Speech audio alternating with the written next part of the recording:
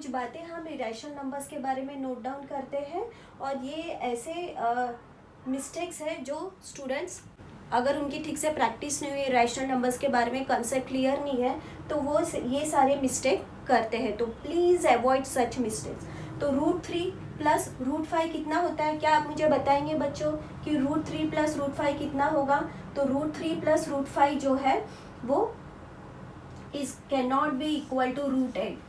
कभी भी दो इरेशनल नंबर्स के बीच में एडिशन नहीं होता है। √3 plus √5 is not equal to √8। बच्चे क्या करते हैं? 3 प्लस 5 कर देते हैं √8।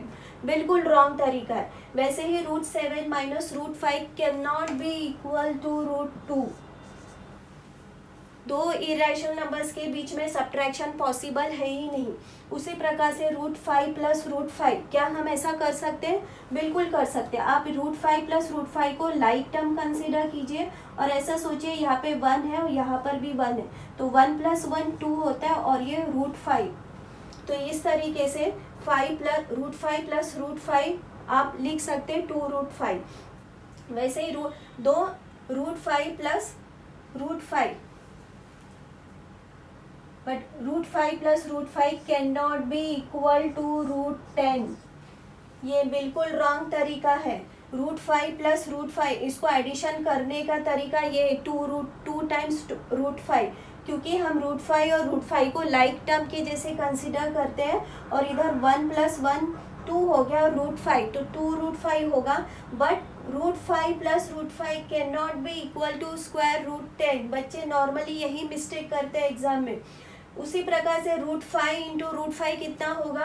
तो √5 into √5 5, it will be natural number 5। वैसे ही 5 अपॉन √5 को हम कैसे लिख पाते हैं? 5 अपॉन √5 को आप क्या कर सकते? रैशनलाइजिंग कर सकते। तो न्यूमरेटर को भी √5 से मल्टीप्लाई कीजिए और डिनोमिनेटर को भी √5 से मल्टीप्लाई कीजिए। तो ये कितना आंसर आता है? 5√5 न्यूमरेटर में और डिनोमिनेटर में √5 इंटू √5 क्या बोला था आपको? 5 है, तो यहाँ पर 5 कट, तो ये आया √5। सिमिलरली 2/√2, इसको भी आप न्यूमरेटर को √2 से मल्टीप्लाई कीजिए और डिनोमिनेटर को भी √2 से मल्टीप्लाई कीजिए। You are getting 2√2/2, 2 cancel, √2 is the answer. वैसे √48 को हम कैसे लिख सकते हैं? √48 को आप क्या लिख सकते हैं? 12 इंटू 4, 12 इंटू 4, 12 4 जो 48 होता है। और हम इसको कैसे लिख सकते हैं?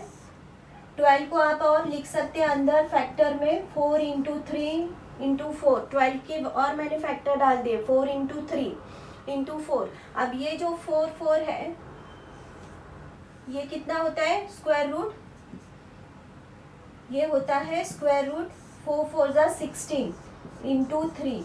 तो स्क्वायर रूट 16 तो आपको पता है कितना होता है? वो होता है 4। तो 4 को बाहर निकालिए। स्क्वायर रूट 3 जो है वो इरेशनल नंबर है, उसका हम एग्जैक्ट वैल्यू नहीं निकाल सकते। तो उसी की वजह से √48 को आप लिखोगे 4√3।